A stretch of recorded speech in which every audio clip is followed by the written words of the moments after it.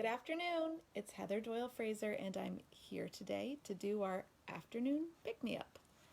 And I have my trusty book, 40 Weeks, here. So I'll start with a reading from that, a reading or two. I opened my book today to week 29, day 6, and week 29, day 7, a time of releasing. So here we go. Week 29, day 6. Anger or resentment, whether it is directed at yourself or another, is a mask for the fear or pain that sits just beneath the surface. Sometimes it seems less painful to be angry or resentful than it does to feel our own suffering. Send love and compassion today to yourself and to others. Personify loving kindness in all that you do. You can begin to release and heal these wounds. Then week 29, day 7. Balance on the edge of willingness and discomfort today. Peer over the edge, know that you are up for the challenge, and take the next step. I like these two today. And one of the things about the first reading, the anger and resentment, it's not that anger and resentment, it doesn't exist. It totally exists. And in order to feel that anger, we need to, be able to recognize it, notice, wow, I'm feeling really angry or I'm feeling really resentful. And then look a little bit deeper and ask ourselves why. And often it's because there's pain and suffering underneath. And sometimes sadness, sometimes other things. And then being able to embrace that. And I'm saying this really quickly, but it's not a quick thing. And it takes time to really sink into that and reflect on that and to be able to embrace it a little bit. But in that embracing, then we're able to release and comfort ourselves with that loving kindness, which is the second part of that reading. And we just did a loving kindness meditation yesterday and earlier in the week when Coco was participating, my dog. And that's when you can use that too. You can use that anytime, but that's particularly helpful to give yourself that loving kindness, to receive some of that and say, of course, I am really angry and upset about this. I'm really resentful around this. And then being able to explore that a little bit and then comfort yourself. And I keep putting my hand here because that's what I do when I am sending myself some loving kindness. And then the second reading, balancing on the edge of willingness and discomfort. I think that a lot of us have been balancing on that edge for quite some time, right? And knowing that it's okay. And you can peer over the edge and know I have the strength to sit in this discomfort for a little bit. I have the ability to do this. I have the wherewithal to do this. And my persistence is going to help me through this. My determination is going to help me through this. The compassion I have for myself is going to get me through this. And the compassion I have for others. Being able to see the suffering in others and recognize their discomfort and pain as well. And, you offering them some compassion, loving kindness. It goes such a long way. And when we help someone else, we also help ourselves. So that's what I'm seeing in these readings for me today.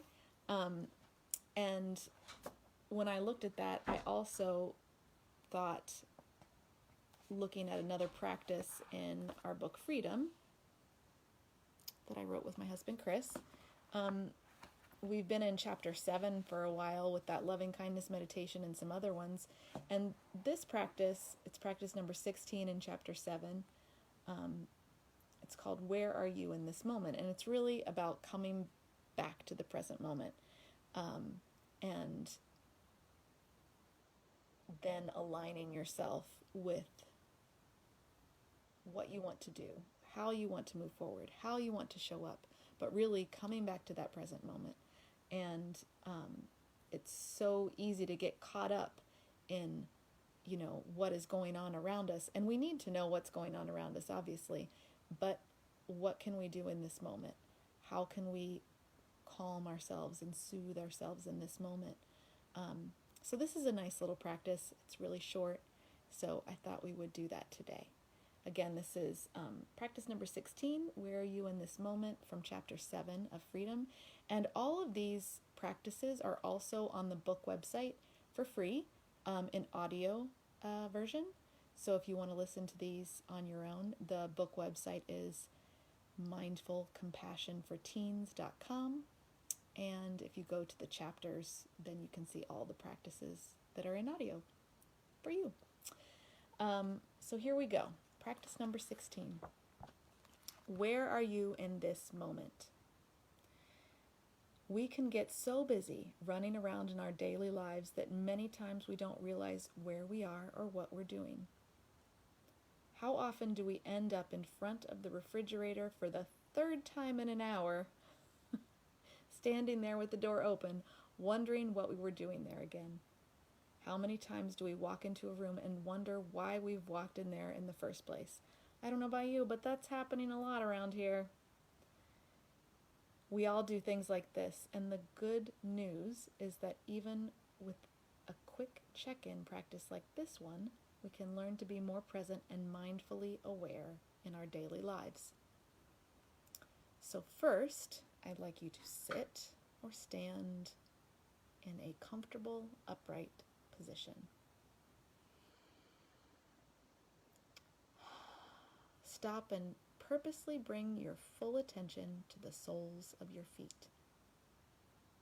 Wiggle your toes for a second if you need help focusing your attention on your feet. Feel your toes on the floor and your shoes. Then bring that calm, centering, rhythm breathing to your practice. So that's taking a slow, deep inhale for a count of 4 or 5. And then exhaling as if you're blowing out a candle or through a straw. Again, finding a rhythm that feels good to your body, that signals to your mind and your body, slowing down. We are slowing down. Mind slowing down, body slowing down. Hearing that gentle whisper, slowing down, slowing down, slowing down.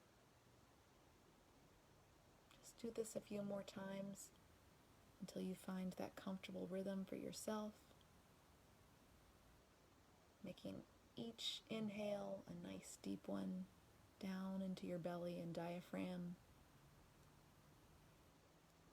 and taking the time on the exhale to give you space to slow down. Now notice what your hands and fingertips are touching. Right now mine are touching this book. It doesn't feel rough, it doesn't feel particularly smooth either. It just feels like paper to me. Although the outside of the cover does feel very smooth. Now relax your shoulders down.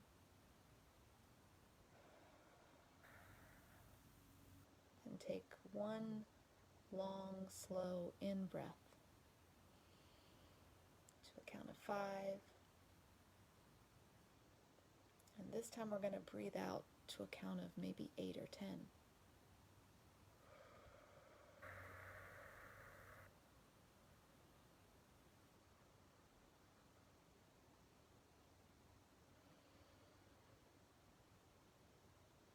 Now ask yourself, am I doing what's important to me right now?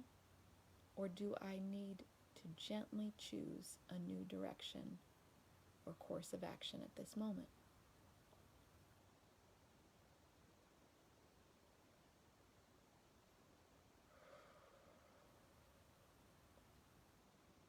Just like when you're driving somewhere, if you're lost in thought and miss a turn, you can always turn back around and start back in the direction you want to go. But the first thing we have to do is pause and check in on where we are. We need to be present in order to even know if we miss the turn. Try taking this quick check-in practice out on the road of life today and see if you can find 3 moments to use this practice. Be curious about what you notice. I think that question is so important and one that we probably don't ask often enough. Am I doing what's really important to me right now, what I really want to be doing? And it's just one question. It's not going to take you a long time, but sometimes if you realize I'm caught in this frenzy in my mind, or I am just caught in this busyness of doing something, you can take that breath, slow down, and ask yourself, wait, is this really what I want to be doing right now? Do I want to be doing this, or do I want to be doing something else? Do I want to go for a walk? Is that what I should be doing? What do I want to be doing? Not necessarily should be. What do I want to be doing?